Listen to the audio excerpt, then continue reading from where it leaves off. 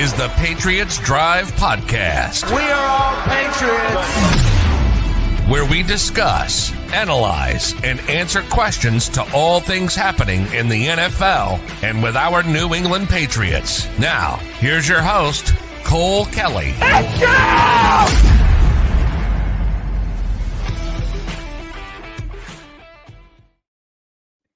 What is going on, Patriots Nation? This is Jace back with the Patriots Drive Podcast. And again, we are joined today by Grant over at Patriots Red Zone on Instagram. So make sure you guys go follow him if you did not follow him last time. So appreciate you joining us again, Grant.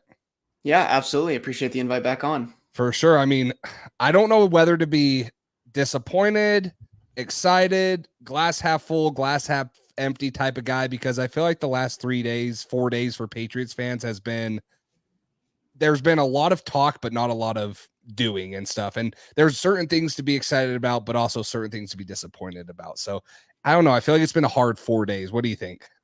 I think it all starts with expectations. And if the expectations, which were kind of set by Mayo of like, hey, which he did walk back, but we're going to go out there and we're going to burn some cash and we're going to be aggressive, then I think that kind of sets an expectation that probably wasn't reached what we did. But that being said, I am personally very pleased with what has happened so far, because I didn't really think this is how the offseason would go. I got to be honest. If I'm talking about who the Patriots re-signed from their team, I'm 100% on board, right? Hunter Henry, we tag Kyle Duggar, we bring back Michael Onwenu, we bring back guys like Anthony Jennings, Josh Uche. From that aspect, I'm 100% on board with what the Patriots have done. But I feel like where the disappointment has came from is, the no Tyron Smith yet, no Calvin Ridley, no true wide receiver one, that they said they wanted to bring in. And so I feel like there's been good things for the Patriots to look at from what they've done, bringing back guys that were free agents from the team, but what they've really done going out with other free agents haven't made that splash yet. And I think that's kind of what you hit on.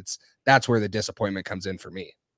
And it's really if you're expecting that splash. And honestly, for me, when I went into this free agency, I'm thinking like I had accepted a lot of these guys were going to leave. I was like, we're not going to pay on Onwenu. Hunter Henry will probably look for a change of scenery these last few years of his career.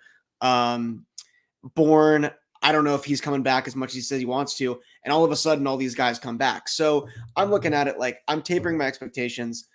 I'm trying to think realistically. And for all that I really wanted was, we're a roster that has very little talent. We can't let that talent walk out the door, and we didn't. So getting on Onwenu, I think, is the number one thing that we could have done right in this free agency, and we did. So if we accomplish that mission, I'm not going to get greedy and say, oh, man, if we could have gotten this wide receiver or that player. Like, we kept the in-house guys. We've gotten a few depth pieces, and I think that's really just what free agency is. I know that we're football deprived. It's March. We want to see some names. We want to see some tweets come across that are like, Patriots are signing this guy. Patriots got this guy. But free agency and the teams that attack free agency the best typically are the ones that do exactly what we're doing now. And as we talked about last time, it's a process. It doesn't get solved overnight. If we want to go out and try a 2021 move and sign everyone, that's great. But I saw an awesome stat from Albert Breer the other day that the top 11 free agents from the 2022 class, so 2 years ago, out of those 11, all but one hasn't either been cut, traded, or taken a pay cut. So basically, the method of going out and spending isn't really the smartest move all the time. I heard now I got to think of who it might have been. I'm blanking on who said it, but what he said was that the problems the Patriots have right now and why it's so disappointing they're not doing anything in free agency is because of the misses they've had in the draft, right? Like the free agency is to patch the stuff that you can't and haven't hit in the draft. So you talk about guys that the Patriots drafted that they re-signed. We'll start there. Michael Onwenu, Josh Uche, Anthony Jennings, right? Those are three guys who last year played pretty good minutes or played good snaps. Anthony Jennings stepped up towards the end. We all know Michael Onwenu has been the best offensive lineman on this team probably for 2, maybe even 3 years. And then Josh Uche gets a 1-year deal kind of to stay here. So you talk about re-signing the guys that you drafted. If the Patriots had hit on the last 3, 4, maybe even 5 drafts, they probably wouldn't be dealing with as many holes as what they're dealing with right now. So really this stems from there's no there's no good draft picks on this team that are still being re-signed and are worthy of it. And then you can throw Kyle Duggar in there too, because we transition tagged him. But the free agency is to patch the holes that can't be filled in the draft. And when the Patriots have drafted so badly, that's why it feels like, holy crap, we need to address every single position in free agency, because we haven't drafted at any position really well, maybe corner and stuff like that. But you think of quarterback misses, receiver misses, even in free agency, we've had misses there. And then offensive lineman, you know, we haven't really had a good offensive line since 2021, Mac Jones' rookie year. So free agency, I mean, let's start with what I am getting to is keeping the guys that we draft is important. And I think what we did with Owenu, Uche, and them is probably the biggest thing for me, because previously we just haven't been signing guys to second contracts. Yeah, I mean, like you just said, the drafts have been bad. So when we do hit on picks, and those guys are Jennings, Duggar, Onwenu, you have to get them back, because what good are they if you let them walk? And I think the Uche deal is great as well for what it shapes out to be. I thought he was going to leave, but it ended up coming back and came back on an excellent deal. So you got to get those guys back. And starting with Onwenu, like if we had let him walk, just think of what that offensive line would have looked like. And that to me is way worse than any receivers you put out there. Because I've never thought our receivers are bad. I've just thought they weren't good enough. And I still, going into this year, I think we're going into the year expecting that we make some other moves to kind of eliminate Tyquan Thornton out of it, and maybe draft one or two guys here. Like, we're going in with a Demario Douglas that's looking to have a great second year, Bourne coming back, and we know how good he can be. And Henry being Henry, right? So yeah. I think the receivers are fine, and they're getting there, and they're good enough. If we had lost Onwenu, this line would have been bad. Like that is what is going to kill a rookie quarterback. So all this talk about how we got to get the weapons for this guy and not mess it up with Mac Jones. Well, half of the reason that we messed up Mac Jones was he was getting hit every play. Yeah. So no time. I hate the term just, throw him a blank check, right? People say that so much. Onwenu was a blank check guy. Yeah. And I would have totally given him that. And I think we got him back on a great deal. Yeah. 3 years. He's going to be, and that's the thing too, is he has position versatility. So you can put him in at guard, where some people think that he might fit better, but it's been the best tackle on our team for 3 years. So why would we switch it now? And I would much rather take a Sidney Sal or a Antonio Mafi and let them play guard with a Cole Strange than bump Michael Winu into guard, where he's only played one season. And now we have to fill both a left tackle and a right tackle. Like, I think securing a right tackle, at least in Michael Winu, makes it big. And then, like Pat's time says right here, Tyron Smith right here, if he comes in, he can be a bridge left tackle. Now, Alex Barr said it too on Twitter, was if you go into the draft and you have to address all three of your biggest needs, which in my opinion are O-line, quarterback, receiver, that's not ideal. If you go in with two, then it's doable. If you go in with one, then that's, probably best case scenario. I really think as of right now, there's not an answer for any of these positions, right? We expect quarterback to be through the draft. I know we signed Jacoby Brissett, but we don't expect that to be a long-term answer. If we sign Tyron Smith, then yeah, you have two starting caliber left tackles. So maybe you draft developmental later round tackles in the draft and you just go wide receiver heavy. But as of right now, I don't know if the Patriots have fulfilled any of their three biggest needs through the offseason. Yeah, I would agree with that. But I think they've also hit on those needs with depth pieces. For sure. Wide receiver, certainly not.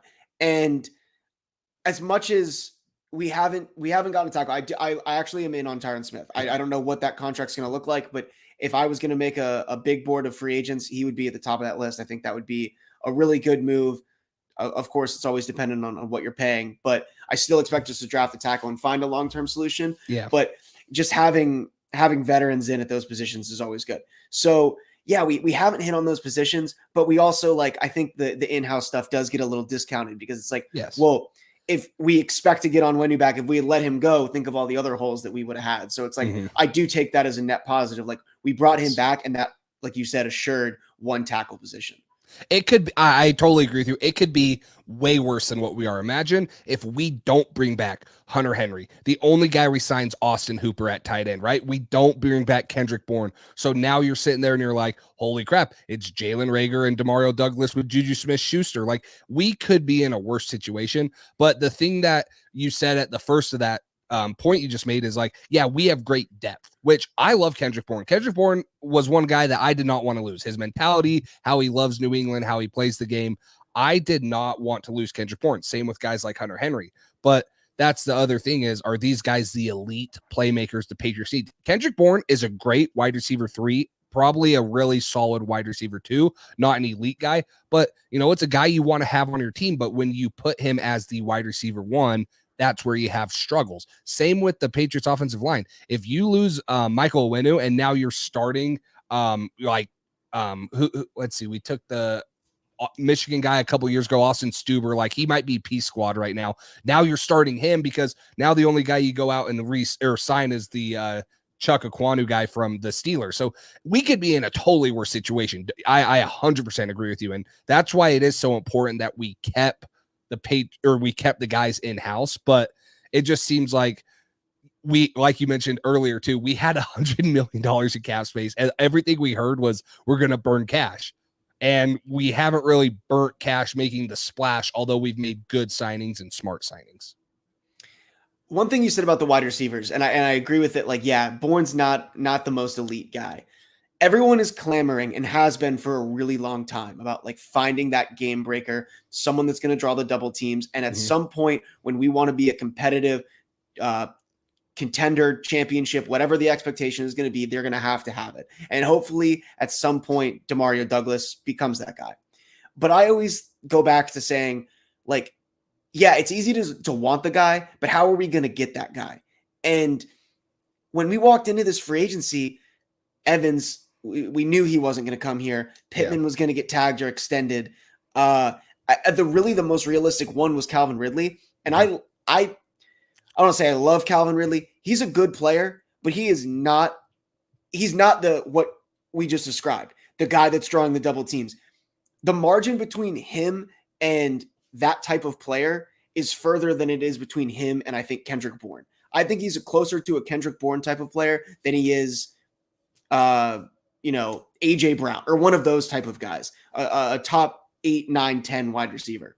Yeah. So I think it's really hard to get those guys. And the only way to successfulully do it is through the draft.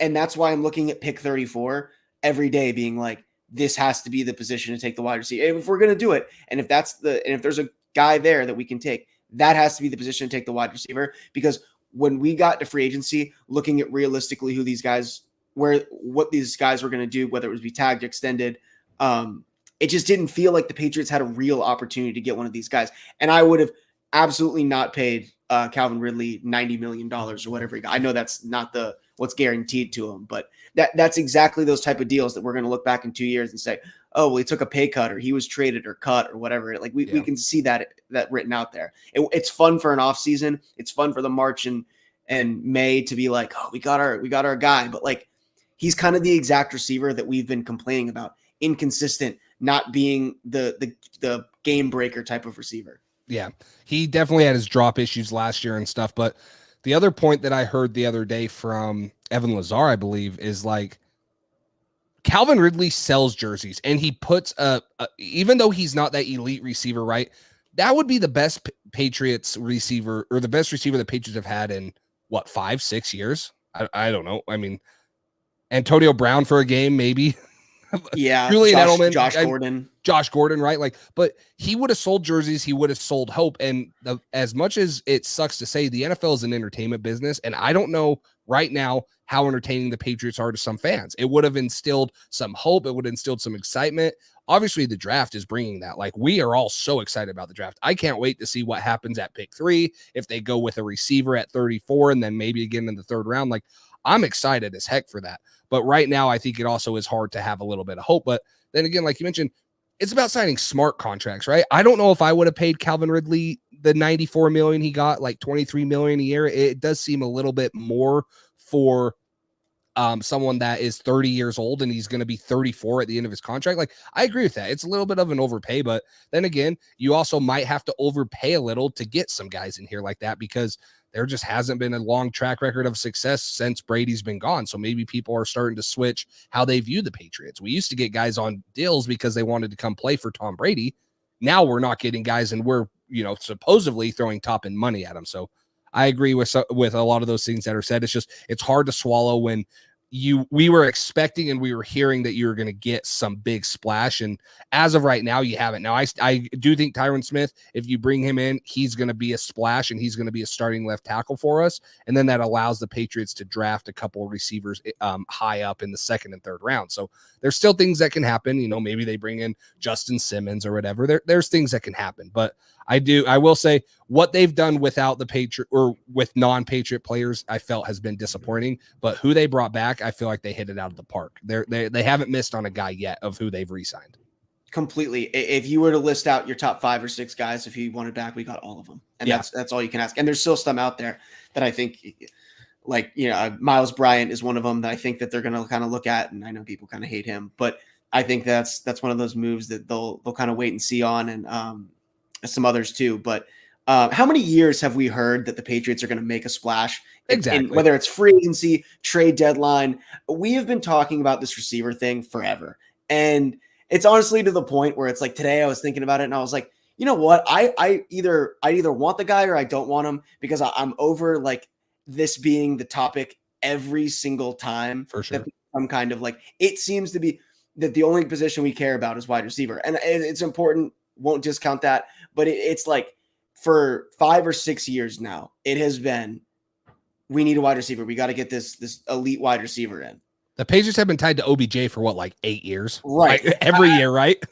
I was thinking about doing a post about it where I was like, I'm just going to go back and compile that report that we're going to, they're going to make a heavy push for this receiver. We've been tied to OBJ. I remember 2018, Jay Glazer was talking about at the deadline, they're looking for a premium wide receiver. They're going to trade for Demaryius Thomas, whoever it was. They were like, they're going to get one of these like really top level guys. And here we are, still having that same conversation. And then we trade a second round pick for Mohamed Sanu, right? I know. Don't get us started, but yeah.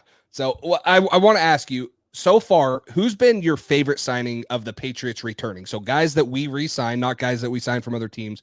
Who is maybe your favorite 1 or 2 re-signings that you just, obviously you said Michael Owenu. Yeah, and I think that would be mine. Yeah, I'll go with a different one other than Owenu. He is definitely the top of my list.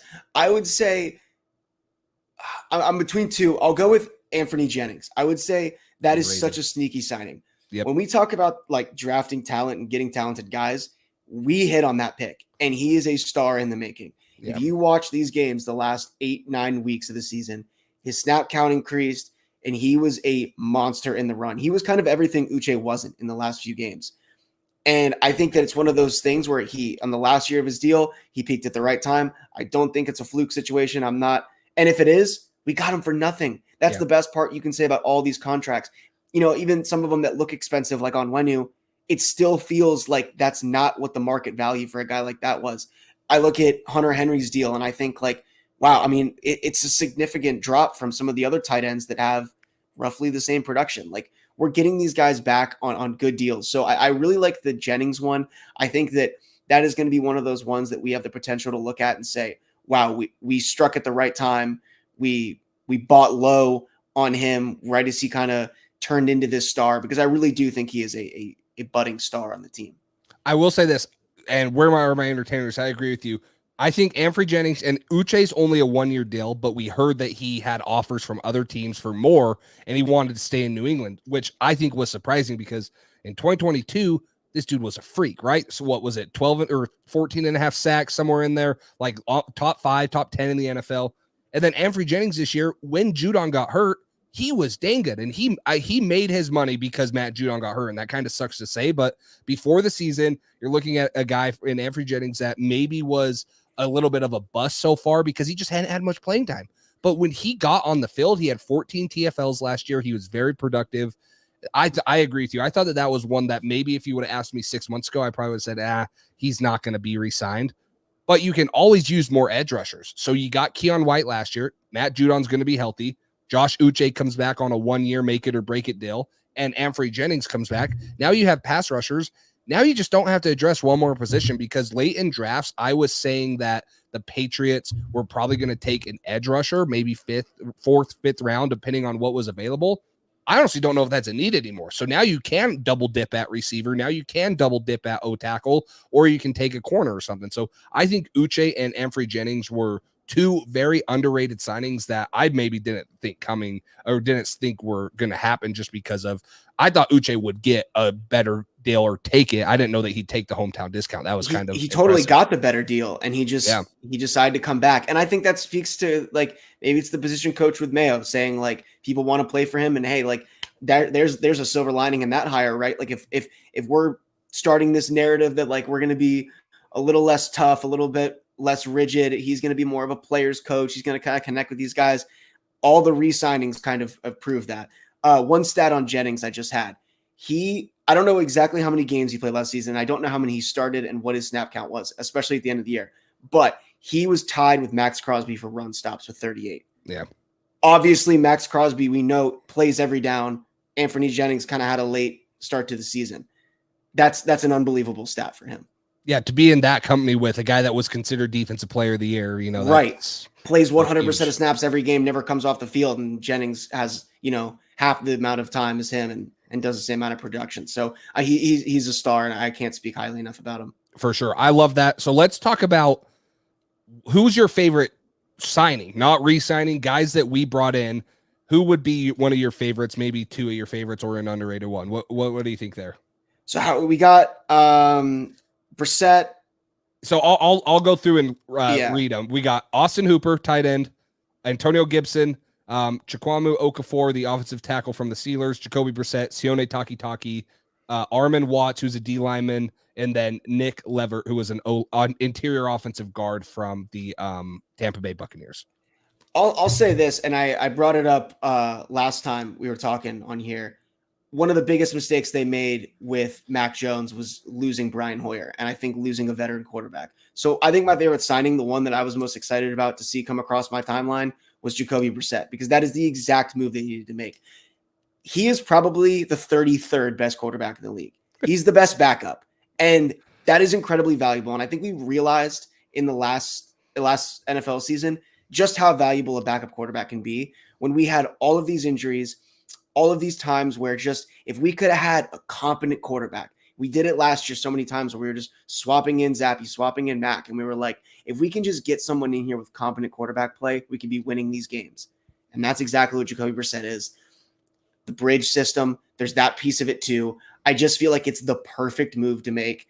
It's a guy that obviously has familiarity with New England, the city, the team, and Alex Van Pelt, that whole connection. Like, it just made most sense going into free agency. And that's a guy who I think he's the new age, like Hoyer, those type of dudes that is perfect if you're bringing in a rookie, whoever it might be. I would feel really comfortable with Jacoby Myers starting a game. Like, he's not going to hurt you. He's going to do anything he can to put you in a position to win. He's not going to be the reason you win a game, but he's not going to lose you a game either. Very consistent. He had an 85.3 PFF grade since 2021, which was 15th best amongst all quarterbacks in that time. So just a consistently good player. And I mentioned it last time too, is like, this is a guy that Sam Howell praised because of how much he helped him transition last year. Like, he has a track record of helping young quarterbacks. And I don't know if there was a more obvious signing for the Patriots, because it was rumored. Everyone was like, hey, they want a bridge quarterback, bring back Jacoby Brissett.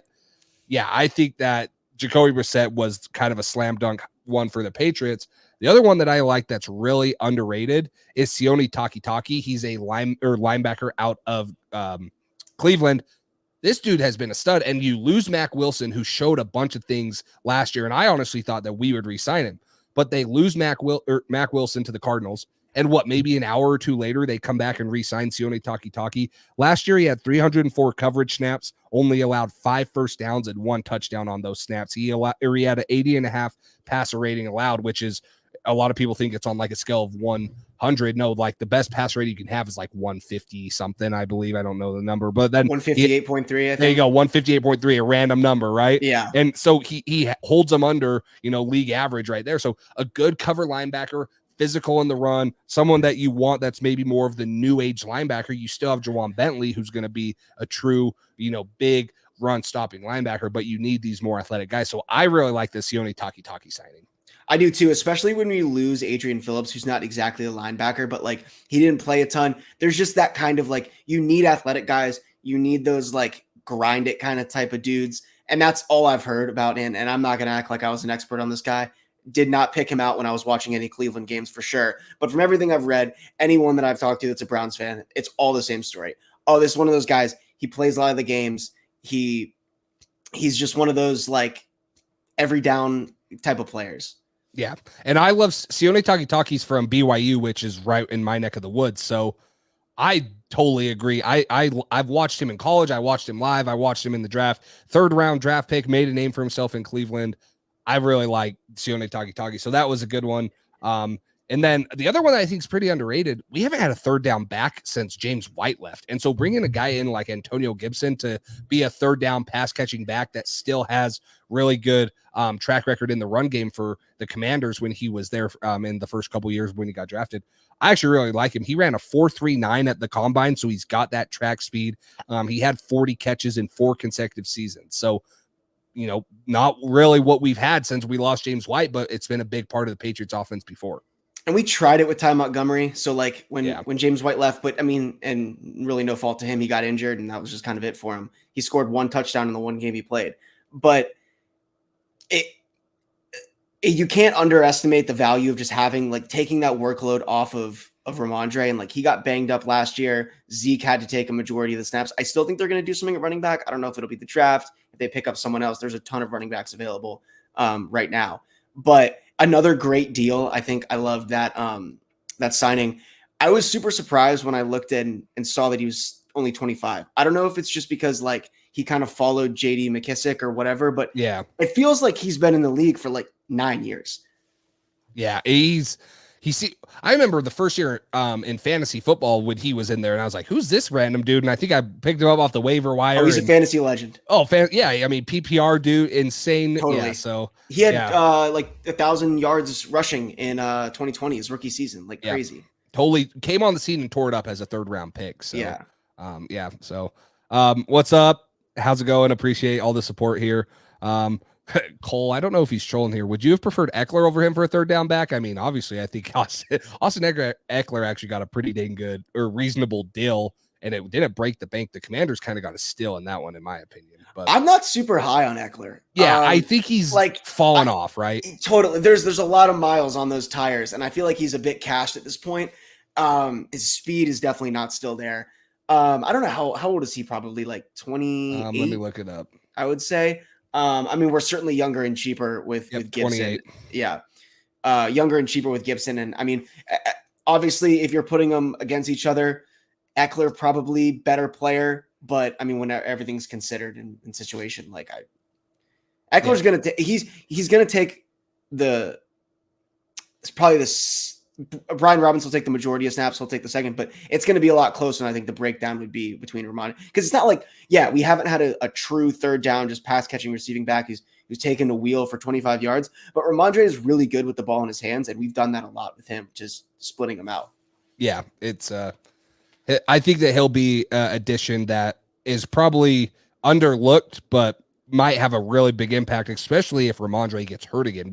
He's starting to have a little bit of injury and durability concerns. So that's also why I do agree with you. They might need to add one more back, because I just don't know if Kevin Harris is going to be that guy, right? So you might want to add one more. And then also, I don't know. James Robinson. They tried to bring him. They've just tried to make this move a few times, and it's not really worked for a variety of reasons. So I think this is the one that he's going to stick. He's going to make the team. He's going to get some meaningful playing time and play a good amount of snaps for us.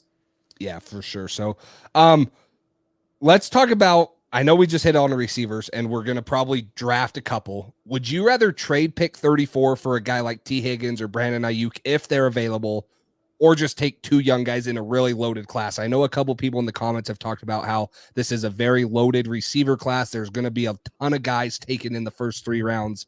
Would you rather take a chance on 2 of those guys and let them develop, or would you rather trade pick 34 for a known guy like T. Higgins and Brandon Ayuk, even though you're going to have to pay him the money? First of all, I know you said if they decide to trade him. I don't think either of those guys are traded. I especially don't think T. Higgins is getting traded. I think they're just going to ignore that trade request. And they're going to, I mean, I think they could get great value.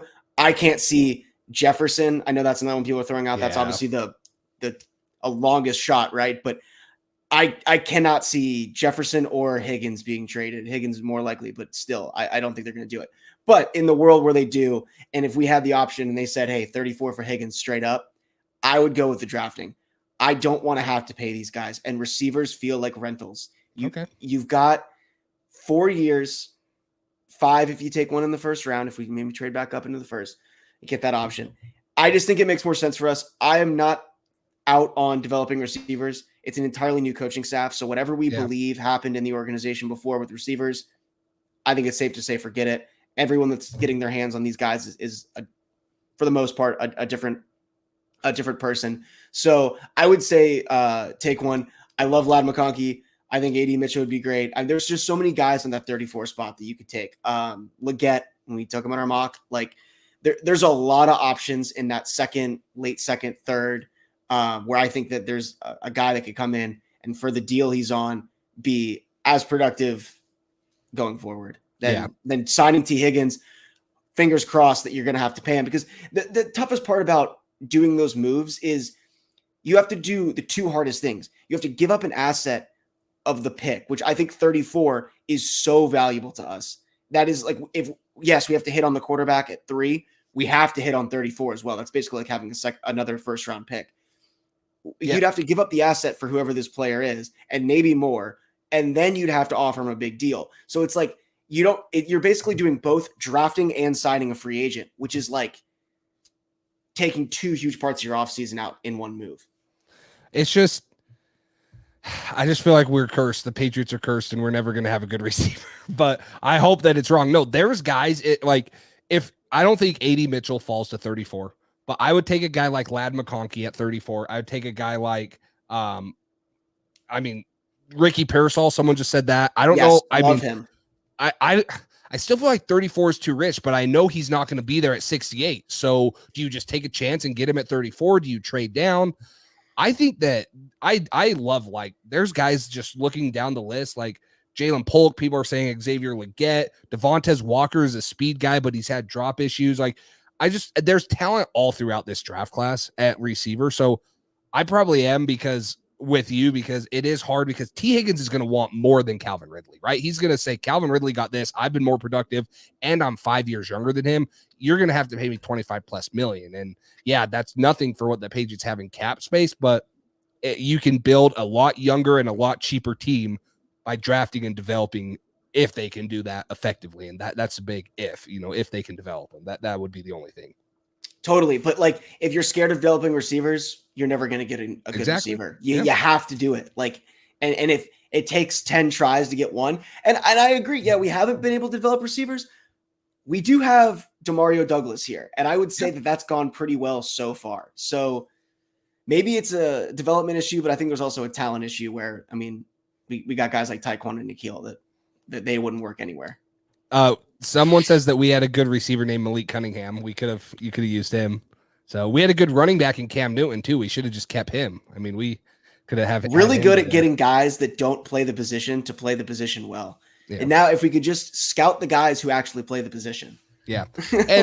And I get this, Tony. I've seen that you said you want to get more picks, and there's no doubt about it. I want more picks too, but the most likely option for the Patriots to get more picks is to trade down from 3 to like 6 or something with say the Giants want to come up, or I don't want them to trade past 8, but if the Falcons want to move up, or sorry, not the Falcons, the Vikings want to move up, they're going to give 3 first-round picks and probably a second and a fourth just to move up right there. So the most likely thing is to move down from pick 3, accumulate a couple more draft picks, but then you miss out on the quarterback. And so, what do you take at pick 6? You take a Rome Odunze, Malik Neighbors, who would obviously be a wide receiver 1 right as soon as they get on this team. But you might never have a chance to take a quarterback this high again unless you're planning on going 4-13 like you did this year. So yeah, or you could trade down from pick 34 to pick 36, but if there's a guy like AD Mitchell there, just take him, So I want more picks too. Like, trust me, I do too, but I feel like the only likely reason to accumulate a bunch of draft picks in the top 100 is if the Patriots somehow trade out a pick 3. And that would, I don't know. I feel like that would be kind of hard for me to swallow too, because I would love to take Jaden Daniels or Drake May. I'd love to take Marvin Harrison Jr. I'd love to just get an elite top 3 talent that most teams don't get to take every year in the draft. So it would be hard for me to justify that. It's really hard to get those like super talented guys in free agency. And I'm thinking with the Falcons situation where it's like, they basically were in the situation that you kind of just described, where it was like, you've got the receivers, you've got the offensive talent, they've got a great running back, they have a defense, a few holes, but it's good enough. And they just were missing the quarterback. And they were fortunate enough to have the very rare occurrence of a good quarterback hitting the open market. And you can't bank on that for the future. You have to have the money and you have to have it work out.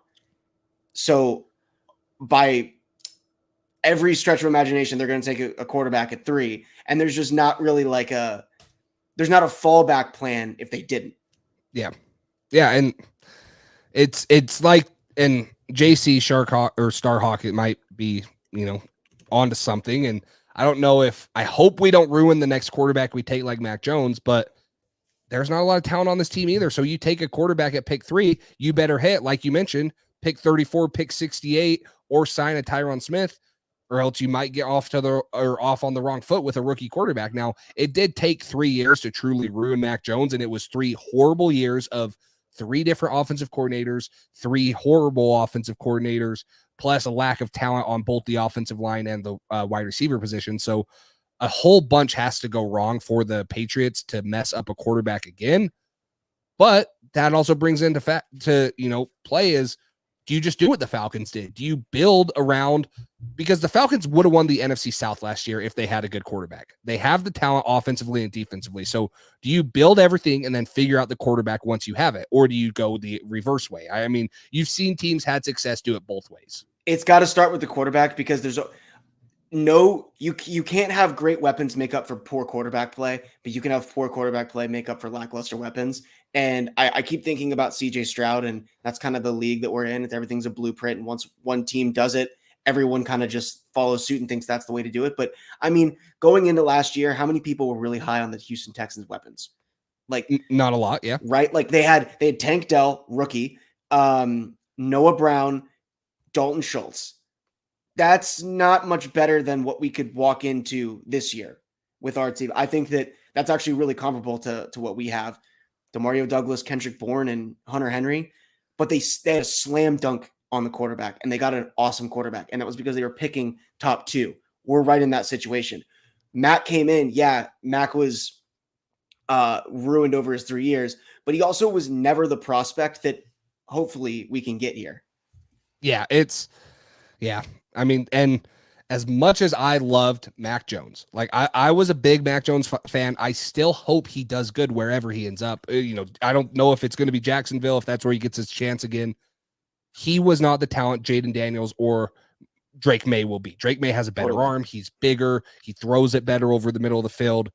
Jaden Daniels is faster. What he does with his legs, you haven't really seen except for Lamar Jackson. So either of the guys you take are in a better position than Mac Jones was, but that also doesn't mean they're not indestructible like you think that they could be. So totally got to weaponize the team, but it's the most important position in football. You look at all the teams that succeed in the NFL, the Chiefs, when the Patriots had their dynasty, when the Bills have been good the last couple of years, it's been Josh Allen, right? And, Patrick Mahomes. The quarterback has to be so important. And so I get both sides. Like I really do. A part of me, I know we talked about this last time, a part of me wants Marvin Harrison Jr. because he's that safe prospect. And I know that he's going to be the best receiver out of this class. And he's going to be the best receiver on this team since probably Randy Moss. But then again, it's like, who's going to throw him the ball and, who's going to be the future at quarterback there. So there's different ways to address it. And that's why I'm so excited about the draft. Right. And I was hoping we'd have a little bit more answers through free agency. I still feel like we don't, because we just didn't sign that many people other than who we had, but that just makes it more exciting for the draft because everything's going to be in play. Absolutely. So, but guys, I'm going to share the link to this this live. If you guys click the link and come in, I'm going to actually accept some callers real quick. Grant has to hop off soon. Got somewhere to run. So I'm going to take some calls from you guys real quick and keep reading your guys' comments. But any other final remarks before, we let you go and just talk about the whole offseason in general? What would your grade be to round it out here? What would you grade the free agency? I can't give it an A because I'm not going to lie. I feel like if it was an A, you get guys like Calvin Ridley. You already have Tyron Smith on contract under contract. As of right now, I'd put it as a B, a solid B, not a B plus, not a B minus, right? Just a B, because me and Cole did a video like 2 weeks ago of the 4 most important guys the Patriots have to re-sign. And it was Michael Onwenu, Hunter Henry, Kendrick Bourne, Kyle Duggar. And all 4 of those guys are on the team right now. So it wouldn't be fair for me to go out and say, hey, the Patriots have a C or a D, because I literally said the 4 biggest players the Patriots need to re-sign, and they just re-signed it. Plus, they got Anfernee Jennings and Josh Uche on stills of contracts, in my opinion. So I'd put it at a B right now. Yeah, I would say the same. I think a B plus it could get to, just because I really only think Tyron Smith would be the only guy I see them going out to. And there's no receivers out there that would push them up above the A mark. So I don't see them getting an A, but I would say it stays at B.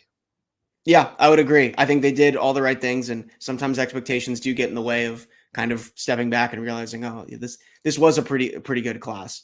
Yeah. So, and Tony, this is also still no left tackle, but maybe that points to the draft. That's what I talked about. You don't have answers at tackle. You don't have a true wide receiver number 1. You still don't have that future quarterback, but now anything's in play at pick 3, at pick 34, at pick 68, wherever the Patriots are drafting, there's going to be an opportunity to find some of those guys. So this is one of the deeper draft classes too. And, we have 42 days until the draft, I believe. And so there's going to be a ton of draft talk, but yeah, there's going to be a lot.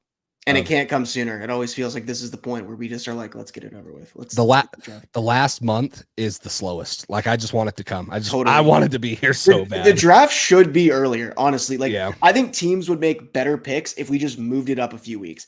There's always those 3.5 weeks before the draft where teams just lose their mind. We're going to see a guy, and I think JJ McCarthy has been one of them the last few weeks.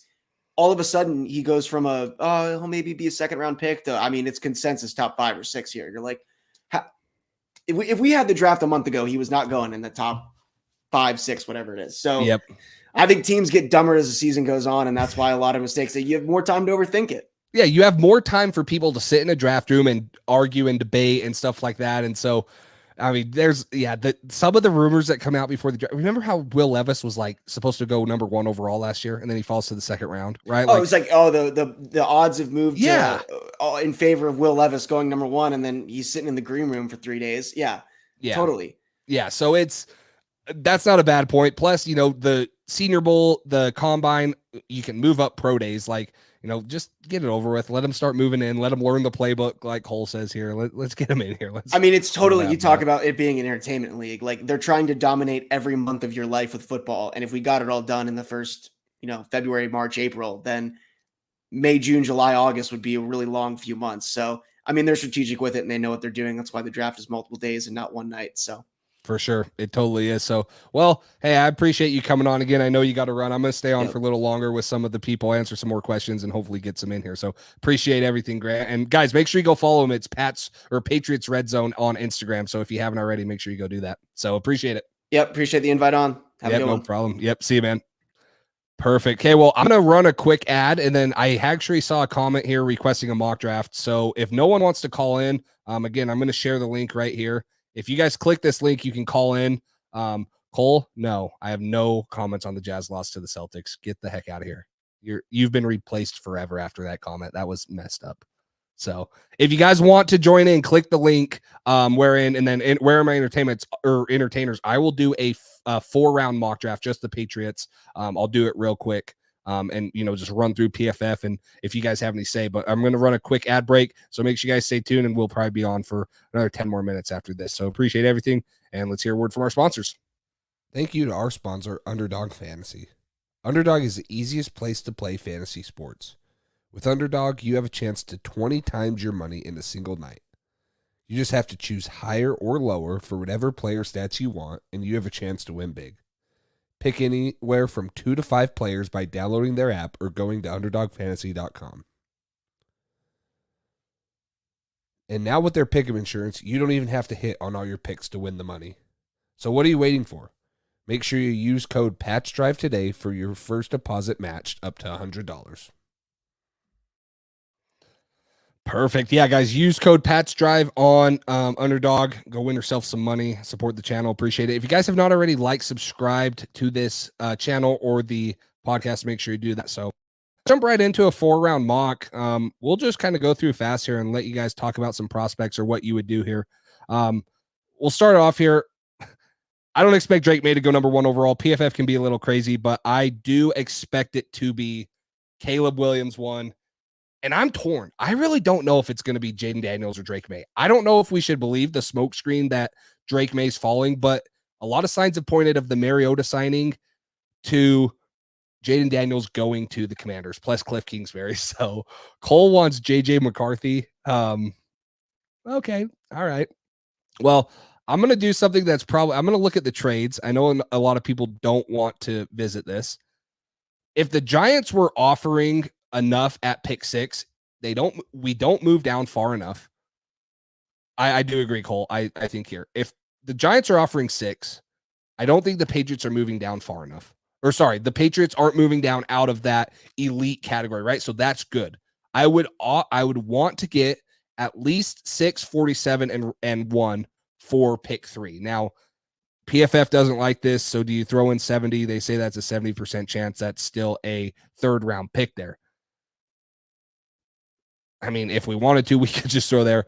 I don't know. Everyone's saying that the Patriots are wanting to move down if they don't get there. So we actually got a caller in here.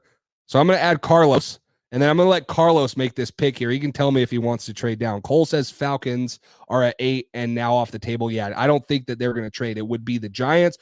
I don't know if I'd trade past the Vikings. If the Vikings want to, they would trade up. But if, say the Broncos want to trade up, I don't know. Say the Raiders want to trade up. Yeah, I really don't know about that. So, Carlos, what's up, man? Hey, what's up, Jace? How are you? Good. How are you? Hey, I don't know if you're watching the stream, but we're doing a mock draft right now. Can you see the stream? Yeah, I can. I didn't know you were going to pressure me with the 3rd pick, though. You're good. We don't have to make your pick. I just want to, I mean, you can ask your question if you want. I just want to know, what are you thinking here? If Jaden Daniels is on the board, is that a no? Is that what they're going to do? Is that what you want them to do? I've been a firm believer that they're going to go QB with the 3rd pick. Okay. However, because of the way the offseason has gone so far, there's at first it was I'll say 100%, literally that. I thought it would be 100% chance they'd go for QB. Yeah. Now there's a 95% chance, in my opinion, and now there's a 5% chance that's creeped up that they should go Marvin Harrison Jr. Only because they need to weaponize the offense. Bro, I would love Marvin Harrison Jr. I mean, obviously we need a quarterback. Me and Grant just talked about it, but Marvin Harrison Jr. would be hard for me to pass on. But I get it. Jaden Daniels, electric. If he's there, I would love it. If Drake May's there, I would love it. So how interested would you be in trading down? I mean, I know we need talent, but if it's just trading down to pick 6, you get an extra 1st-round pick and maybe a 3rd. Would you do that? Personally, I'm not too sold on the other QBs in the draft. Yeah. I think there's a steep drop-off after Daniels. Okay. So I've never really liked the idea of trading down. I do see the appeal, obviously. But yeah, I'm more of the person that's stick and pick. Perfect. Okay, well, let's do it. You believe in Jaden Daniels. I believe in Jaden Daniels. I don't know if he'll be there at pick 3 just off the rumors, but if he is, let's make the pick. So, but you obviously you obviously clicked on the link. You got any questions or anything you want to say about the Patriots free agency so far? Yeah, I just wanted to say I made a whole Twitter post today about it, but I'm not too pessimistic about it. I do have some optimism just because of the way they have been operating, if that makes sense. They offered a wide receiver $22 million a year.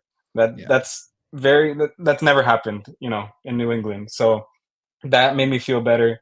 Obviously, I would have felt indifferent if Ridley had accepted that Yeah. contract. But for someone, obviously someone like T. Higgins, if they give him $25 million a year, then that's perfect. But yeah, I also think that their interest is or the players are interested in says a lot. So they know what they need to fix, obviously, and they've been very vocal about it. And I know just people need to understand that this free agency class isn't good for the positions of need for them specifically. Um, so I'm not obviously elated about it, but um, yeah, that's pretty much what I wanted to say. That I still have like an optimistic point of view. Um, yeah, I think they will make at least like one big move, whether it's like via trade or signing, that is going to make people happy and kind of forget about the way free agency started.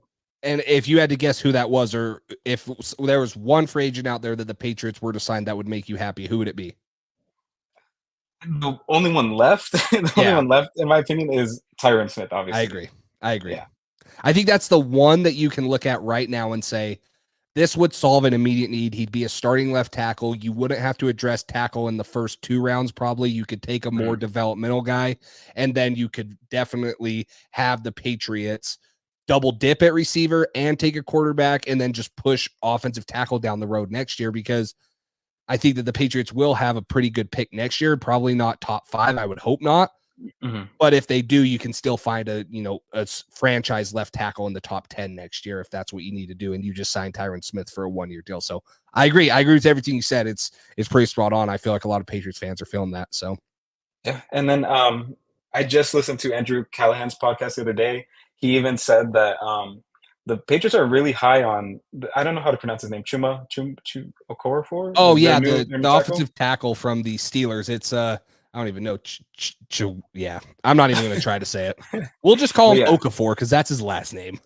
Yeah. So apparently they're very high Okafor. on him. There you go. Okay. Yeah. So apparently they're very high on him. I don't want to go into the season with him starting, but worst case scenario, if they do get Smith and he gets hurt, they have a backup right there. And that means, like you said, they won't really need to address the tackle position in the first 2 days of the draft. Yeah, I would say if they sign a guy like that, then they probably would be able to double dip or look somewhere else with their 3rd round pick, assuming they go quarterback receiver rounds 1 and 2. Yeah, I completely agree. So I think there is some sort of contingency plan if they do sign Smith, knowing his injury history. But we'll see what they do. Hope that's best case scenario, obviously. Totally. And what's sad about being a Patriots fan is I feel like best case scenario rarely happens. That's very true. But hopefully it does. So appreciate the call in, man. And, very good takes. I totally agree with you on a lot of the stuff you just said. So yep, definitely. Thanks for having me on. Yep. Appreciate it. See you, man. Perfect. All right, guys. If you want to join, again, all you have to do is click that link and, I'll get you in here. But someone asked what receivers went. So I'll scroll back here.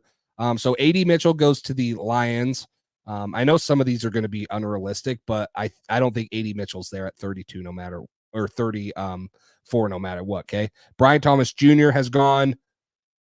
Let's see. Obviously the big 3, Roma Dunze, Marvin Harrison Jr., Malik Neighbors, I would switch those 2 there, but the fact is they're gone. So you look at the receiver board, which I would say a lot of people want to look at.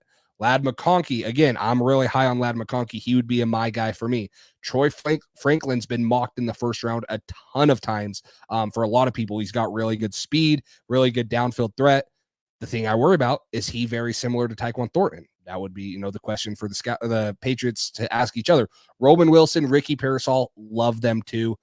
I don't know if 34 is too rich, but I feel like if you don't take him here, you would have to trade back up into the 50s, maybe even the 40s to get him. So any comments, any of you guys have a preference of who the Patriots would take right here? Pat's Time says Leggett. I don't know. I got Leggett in the 3rd round a lot. I'm a little bit down on Leggett.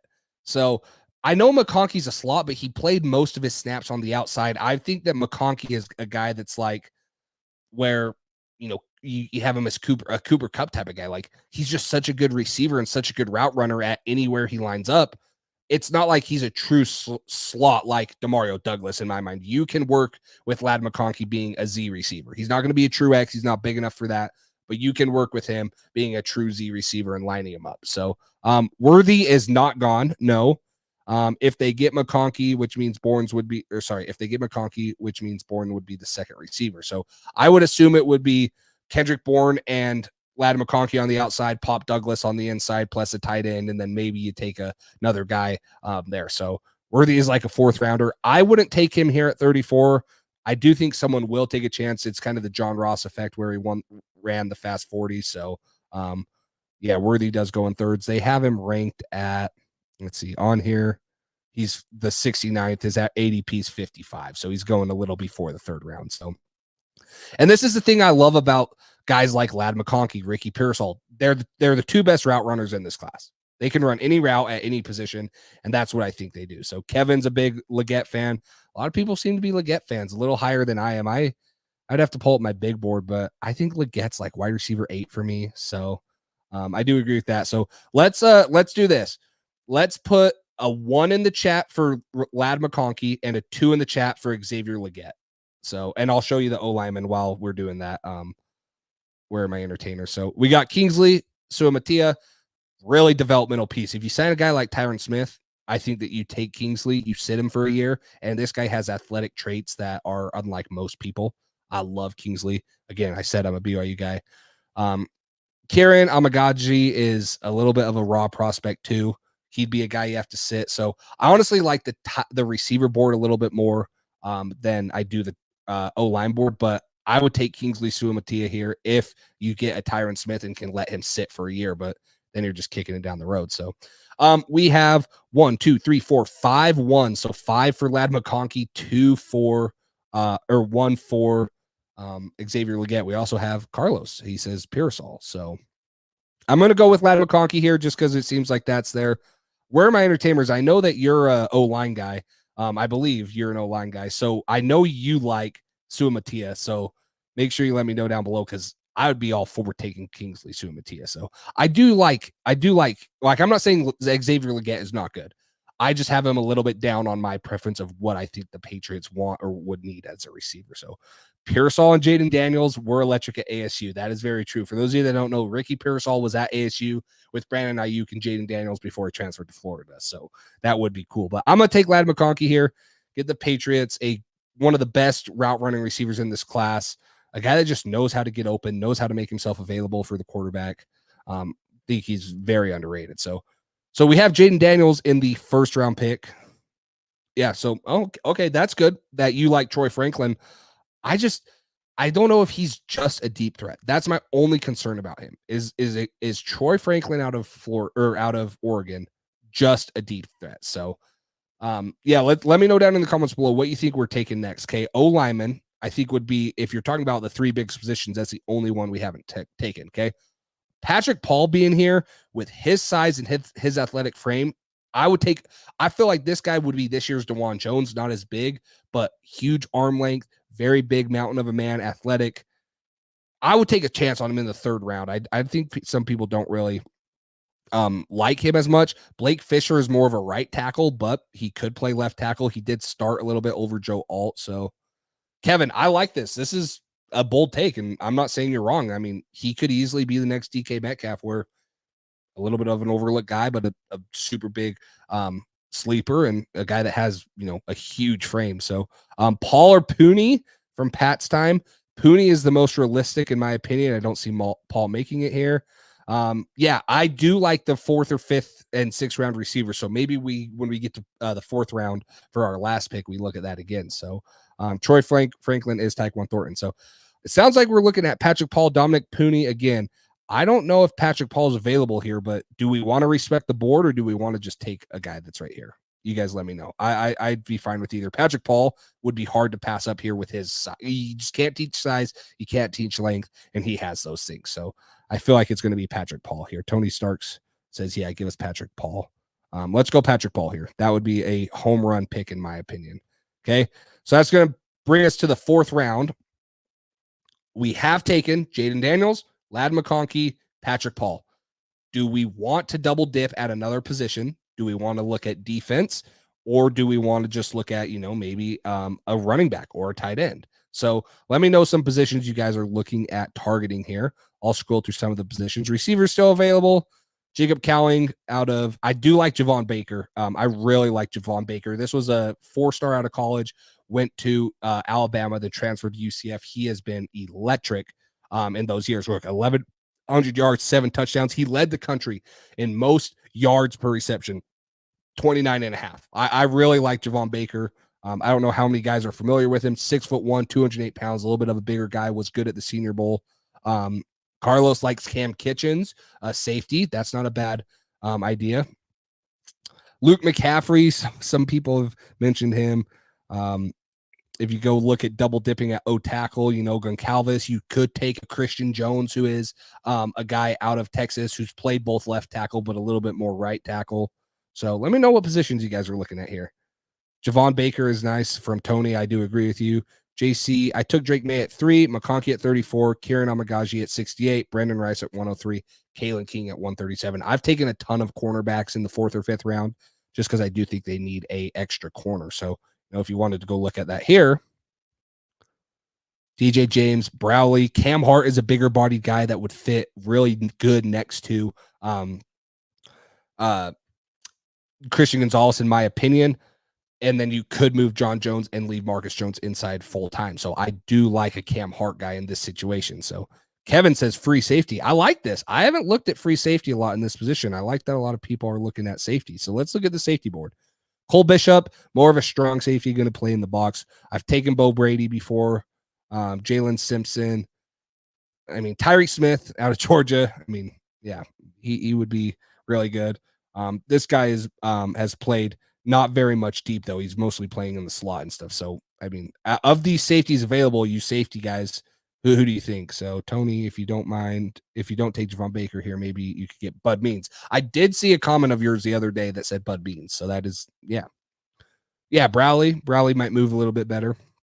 I like them both. I would probably, I don't know. I'm big on Cam Hart, but I don't hate Browley either. So, any thoughts here? If I were going off of this, if I were trying to make a pick here, I would look at dipping at O-tackle. I think Christian guys like that. Roger Rosengarten too, out of Washington, tested very well. I would take a chance on Javon Foster too, out of Missouri in this round, just to double dip. If you wanted to go receiver, I already threw my opinion there. I think Javon Baker is the guy that kind of intrigues me. If you want to go a defensive position, I'm totally fine with that. So rather take a tackle here, Jungle says. Haven't looked at safeties at all. I feel like that's kind of where I've been, honestly, because I feel like taking Marte Mapu in the 3rd last year, you have a guy that they seemed pretty high on out or a couple years ago in why am I drawing a blank on him? The rookie we took a couple years ago. I believe it was out of Missouri. Now I'm drawing a blank. But you have Jabril Peppers. You tagged Kyle Duggar. Hart. Why can't I think of the safety that I'm drawing a blank on from the Patriots?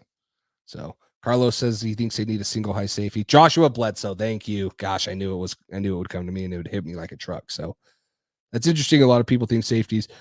Patriots could go out and sign a guy like Justin Simmons too. I'm not saying that they will, but there are a little bit of free safeties still on the market for the Patriots. So maybe they go take a guy like that. But I feel like the safety room's one of the more loaded ones on the Patriots, especially with how they play their safeties. They want them interchangeable. They want guys that can roll down in the box. And so I don't know.